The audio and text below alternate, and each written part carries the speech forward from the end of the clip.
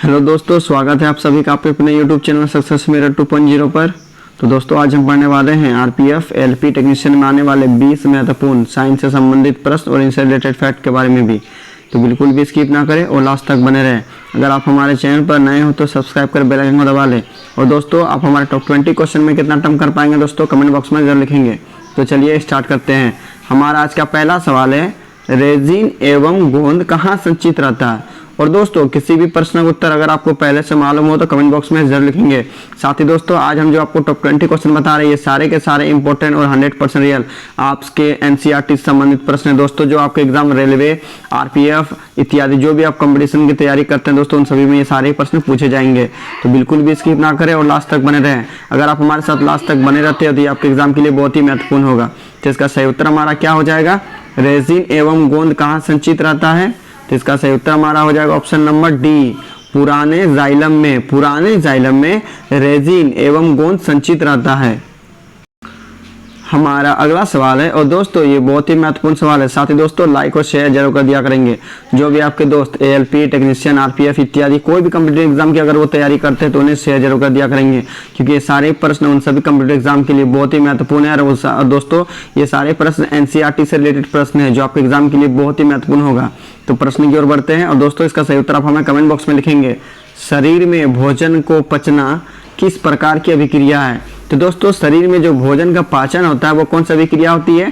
तो इसका सही उत्तर हमारा हो जाएगा ऑप्शन नंबर ए, उपचयन अभिक्रिया। दोस्तों उपचयन अभिक्रिया किसे कहते हैं, वह अभिक्रिया जिसमें दोस्तों ऑक्सीजन का क्या होता है, संयोग होता है और हाइड्रोजन का वियोग होता है। उसे हम लोग क्या बोलते हैं, ऑक्सीकरण भी बोलते हैं और उपचयन भी बोलते हैं। यानी इसका सही उत्तर ऑप्शन नंबर ए हो जाएगा कि शरीर में जो भोजन का पाचन होता है वह उपचयन अभिक्रिया कहलाती है। हमारा अगला सवाल है, रक्त क्या है। तो दोस्तों रक्त क्या है, सही उत्तर क्या हो जाएगा ऑप्शन नंबर बी, उत्तक। दोस्तों रक्त एक प्रकार का तरल संयोजी उत्तक होता है दोस्तों, जो विभिन्न कोशिकाओं से मिलकर बना होता है। विभिन्न कोशिकाओं से मिलकर बनने वाले पदार्थ को हम लोग क्या बोलते हैं, उत्तक बोलते हैं। यानी रक्त एक तरल संयोजी उत्तक है। हमारा अगला सवाल है, निम्नलिखित में से कौन उत्सर्जी अंग है। दोस्तों उत्सर्जी अंग का मतलब क्या होता है, जो अपशिष्ट पदार्थों को दोस्तों क्या करता है, वो त्याग करता है। यानी इसका सही उत्तर हमारा क्या हो जाएगा ऑप्शन नंबर ए, वृक्क। वृक्क दोस्तों क्या करता है, अपशिष्ट पदार्थों को वो छान देता है और उसे क्या होता है, जो जरूरत नहीं रहता उसे शरीर से गुदा द्वारा उसे क्या करता है, वो त्याग कर देता है, उसे निकाल देता है मल के रूप में। यानी उत्सर्जी पद अंग हमारा हो जाएगा इसमें वृक्क हो जाएगा। वृक्क दोस्तों हमारा एक उत्सर्जी अंग होती है। हमारा अगला सवाल है और दोस्तों ये बहुत ही महत्वपूर्ण सवाल है, पादप में जाइलम उत्तरदायी है। तो दोस्तों पादपों में जो जाइलम उत्तक होता है वो किसके लिए उत्तरदायी होता है। तो इसका सही उत्तर हमारा क्या हो जाएगा ऑप्शन नंबर ए, जल का वहन। चूंकि दोस्तों जाइलम क्या करता है कि जो जड़ द्वारा अवशोषित जल एवं खनिज लवण प्राप्त करता है उन्हें वह क्या करता है, जाइलम उत्तक ले लेता है और उन पत्तियों तक पहुंचाता है जहां पर भोजन तैयार होता है, जो सूर्य के प्रकाश की उपस्थिति में प्रकाश संश्लेषण की प्रक्रिया होती है। वहीं दोस्तों और एक उत्तक पाया जाता है जिसे हम लोग फ्लोएम बोलते हैं। तो फ्लोएम किसके लिए उत्तरदायी होता है, तो फ्लोएम क्या करता है, जो पत्तियों में तैयार भोजन होता है उन्हें क्या करता है, पेड़ के विभिन्न हिस्सों तक पहुंचाता है। यानी फ्लोएम भोजन का क्या करता है, वहन करता है और जाइलम जल का वहन करता है। हमारा अगला सवाल है, कूटपाद किसमें पाया जाता है। तो इसका सही उत्तर हमारा क्या हो जाएगा ऑप्शन नंबर सी, अमीबा में। दोस्तों अमीबा क्या करता है, कूटपाद की मदद से ही भोजन को वो पकड़ता है। हमारा अगला सवाल है, निम्नलिखित में से कौन सा एल्कीन में एक वैध आबंध है जो कार्बन परमाणुओं को जोड़ता है। यानी दोस्तों हमसे क्वेश्चन सीधे सीधे पूछा गया कि एल्कीन कौन सा बंधन होता है, एल्कीन में कौन सा बॉन्ड पाया जाता है। तो दोस्तों एक होता है एल्केन होता है, दूसरा एल्कीन होता है और तीसरा हमारा एल्काइन होता है। तो दोस्तों एल्केन में हमारा होता है सिंगल बॉन्ड होता है दोस्तों, सिंगल बॉन्ड पाया जाता है। जबकि एल्काइन में हमारा दोस्तों क्या होता है, डबल बॉन्ड पाया जाता है यानी द्विबंधन। और दोस्तों एल्केन हो गया, सॉरी दोस्तों एल्काइन में हमारा ट्रिपल बॉन्ड पाया जाता है। एल्केन हो गया, एल्काइन हो गया, एल्कीन। एल्कीन में हमारा दोस्तों क्या होता है, डबल बॉन्ड पाया जाता है। यानी आप अच्छे से याद रखिएगा दोस्तों, एल्केन हमारा सिंगल बॉन्ड होता है, एल्कीन हमारा डबल बॉन्ड होता है और एल्काइन हमारा दोस्तों ट्रिपल बॉन्ड होता है। हमसे यहाँ क्वेश्चन क्या पूछा गया है, एल्कीन, तो एल्कीन हमारा क्या हो जाएगा, द्विआबंध, यानी ऑप्शन बी इसका हमारा सही उत्तर हो जाएगा। अगर आपसे पूछा जाता है कि एकल आबंध किसमें पाया जाता है, तो एकल आबंध एल्केन में पाया जाता है, और त्रिआबंध दोस्तों किसमें पाया जाता है, तो त्रिआबंध हमारा एल्काइन में पाया जाता है। ये पॉइंट अच्छे से क्लियर कीजिएगा। एल्केन हमारा सिंगल बॉन्ड होता है, एकल बंधन पाया जाता है, एल्कीन हमारा द्विबंधन पाया जाता है, और एल्काइन में हमारा ट्रिपल बॉन्ड पाया जाता है। हमारा अगला सवाल है, इनमें से कौन पारे का मिश्र धातु है। तो दोस्तों पारे का मिश्र धातु कौन होता है, तो इसका सही उत्तर हमारा क्या हो जाएगा, option number D, amalgam. Amalgam दोस्तों पारे का मिश्र धातु है। हमारा अगला सवाल है, निम्नलिखित में से किसे हास्य गैस के रूप में भी जाना जाता है। जिसका सही उत्तर हमारा क्या हो जाएगा, option number D, nitrous oxide. दोस्तों नाइट्रस ऑक्साइड को हम लोग दोस्तों क्या बोलते हैं, दोस्तों नाइट्रस ऑक्साइड को हम लोग हास्य गैस के रूप में भी बोलते हैं, जिसे हम लोग हंसाने वाला गैस भी के नाम से जाना जाता है। वो हंसाने वाले गैस के रूप में किससे जाना जाता है, नाइट्रस ऑक्साइड को। हमारा अगला सवाल है, मानव हृदय का औसत प्रकुचन दाब लगभग कितना होता है। दोस्तों प्रकुचन का मतलब क्या होता है, सिस्टोलिक होता है, एक होता है डायस्टोलिक। तो सिस्टोलिक में हमारा 120 होता है और डायस्टोलिक में हमारा 80 होता है, यानी सिस्टोलिक को ही हम लोग क्या बोलते हैं दोस्तों, प्रकुचन बोलते हैं, प्रकुचन दाब। तो प्रकुचन दाब हमारा कितना हो जाएगा, ऑप्शन ए इसका सही उत्तर हो जाएगा, 120 मिलीग्राम HG। यानी दोस्तों हमसे हमेशा पूछा जाता है कि जो मानव शरीर में ब्लड प्रेशर के माप कितना होता है, तो कितना होता है दोस्तों, 120/80 होना चाहिए दोस्तों। हमारा अगला सवाल है, शरीर में भोजन का पचना किस प्रकार की अभिक्रिया है। दोस्तों मैंने ऊपर आपको पहले ही बताया कि शरीर में जो भोजन का पाचन होता है वो कौन सी अभिक्रिया कहलाता है, उपचयन अभिक्रिया। और उपचयन अभिक्रिया को हम लोग दूसरा नाम क्या जानते हैं दोस्तों, ऑक्सीकरण अभिक्रिया के नाम से जानते हैं दोस्तों। ऑक्सीकरण अभिक्रिया वह अभिक्रिया जिसमें ऑक्सीजन का संयोग होता है और हाइड्रोजन का वियोग होता है, इसे हम लोग दोस्तों क्या बोलते हैं, ऑक्सीकरण अभिक्रिया कहते हैं। तो मानव शरीर में भोजन का पचना एक उपचयन अभिक्रिया कहलाता है, साथ ही दोस्तों इसे हम लोग ऑक्सीकरण अभिक्रिया के नाम से भी जानते हैं।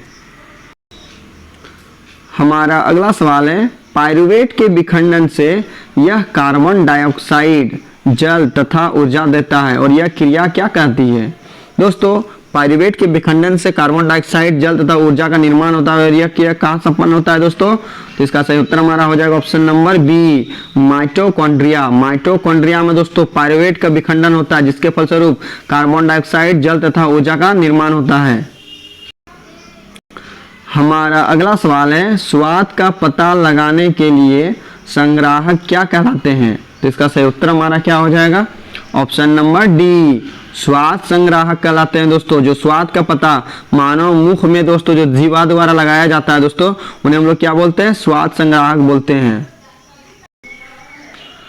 हमारा अगला सवाल है, लिटमस विलयन जो बैंगनी रंग का रंजक होता है यह किस पदार्थ का बना होता है। दोस्तों साथ ही दोस्तों ये बहुत ही इंपॉर्टेंट सवाल है और दोस्तों लाइक और शेयर जरूर कर दिया करेंगे दोस्तों। जो भी आपके दोस्त ALP टेक्नीशियन RPF या जो भी कॉम्पिटिटिव अदर की वो तैयारी करते हैं उन्हें शेयर जरूर कर दिया करेंगे, क्योंकि ये सारे प्रश्न आपके NCERT से जो रेलवे द्वारा साफ साफ पूछा गया है कि इस बार जो हम लोग एग्जाम लेंगे वो NCERT से लेंगे दोस्तों।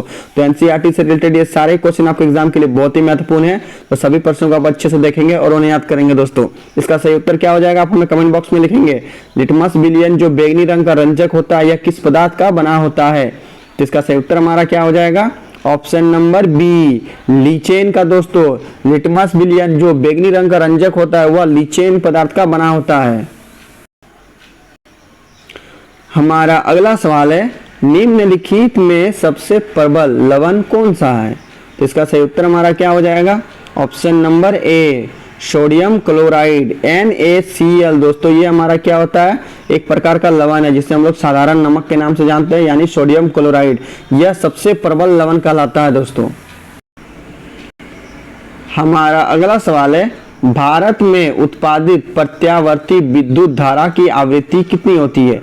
तो दोस्तों भारत में उत्पादित प्रत्यावर्ती विद्युत धारा की आवृत्ति जिसे हम लोग बोलते हैं फ्रीक्वेंसी कितनी होती है दोस्तों, तो इसका सही उत्तर हमारा हो जाएगा ऑप्शन नंबर ए, 50 हर्ट्ज। दोस्तों 50 हर्ट्ज हमारा क्या होता है, प्रत्यावर्ती विद्युत धारा की आवृत्ति भारत में सर्वमान्य दिया गया है दोस्तों। हमारा अगला सवाल है, महासागर में जल की गहराई को मापने के लिए किसका उपयोग किया जाता है? तो दोस्तों जो महासागर होती है उसमें जल की जो गहराई होती है उसे मापने के लिए किस यंत्र का प्रयोग करते हैं? तो इसका सही उत्तर हमारा हो जाएगा option number A, fathometer. Fathometer का प्रयोग महासागर में जल की गहराई को मापने के लिए प्रयोग किया जाता है। हमारा अगला सवाल है, और दोस्तों ये बहुत ही महत्वपूर्ण सवाल है, इसका सही उत्तर आप हमें कमेंट बॉक्स में लिखेंगे। घरेलू विद्युत परिपथ में उदासीन तार का रंग कैसा होता है? तो दोस्तों एक होता है गर्म वायर, दूसरा होता है दोस्तों ठंडा वायर, जिसे हम लोग बोलते हैं उदासीन। तो इसका रंग किस प्रकार का होता है? तो इसका सही उत्तर हमारा हो जाएगा ऑप्शन नंबर सी, काला होता है दोस्तों। उदासीन तार का रंग काला होता है। और अगर आपसे पूछा जाए दोस्तों विद्युतमय तार यानी दोस्तों गर्म वायर का रंग किस प्रकार का होता है? तो गर्म वायर का रंग हमारा क्या होता है? लाल होता है दोस्तों। ये दोनों ही पॉइंट आपके एग्जाम के लिए बहुत ही महत्वपूर्ण है। हमारा अगला सवाल है, चुंबकीय क्षेत्र का एसआई मात्रक क्या होता है? तो दोस्तों चुंबकीय क्षेत्र का एसआई मात्रक क्या होता है दोस्तों आप हमें कमेंट बॉक्स में लिखेंगे। ये बहुत ही महत्वपूर्ण सवाल है। तो इसका सही उत्तर हमारा हो जाएगा ऑप्शन नंबर बी, टेस्ला। चुंबकीय क्षेत्र का एसआई मात्रक टेस्ला होती है। हमारा अगला सवाल है, और दोस्तों आज का हमारा ये अंतिम प्रश्न है। साथ ही आज हमने जो आपको टॉप 20 क्वेश्चन बताया दोस्तों, ये सारे के सारे इंपॉर्टेंट और 100% रियल आपके सभी कॉम्पिटिटिव एग्जाम में आने वाले महत्वपूर्ण प्रश्न हैं। तो सभी प्रश्नों को आप अच्छे से देखेंगे और याद करेंगे। साथ ही दोस्तों ज्यादा से ज्यादा अपने दोस्तों को लाइक और शेयर जरूर कर दिया करेंगे। तो चलिए प्रश्न की ओर बढ़ते हैं। हमारा आज का अंतिम प्रश्न है, विद्युत चुंबकीय प्रेरण की खोज किसने की थी? जिसका सही उत्तर क्या हो जाएगा दोस्तों? ऑप्शन नंबर ए, फेराडे ने। विद्युत चुंबकीय प्रेरण की खोज फेराडे ने की थी। आई होप दोस्तों आपको हमारी वीडियो पसंद आई है तो प्लीज लाइक और शेयर जरूर कर दिया करेंगे। साथ ही दोस्तों कमेंट में जरूर लिखेंगे दोस्तों कि आपको हमारे टॉप 20 क्वेश्चन कैसा लगा। तो चलिए दोस्तों मिलते हैं नेक्स्ट वीडियो में, तब तक के लिए बाय बाय, टेक केयर।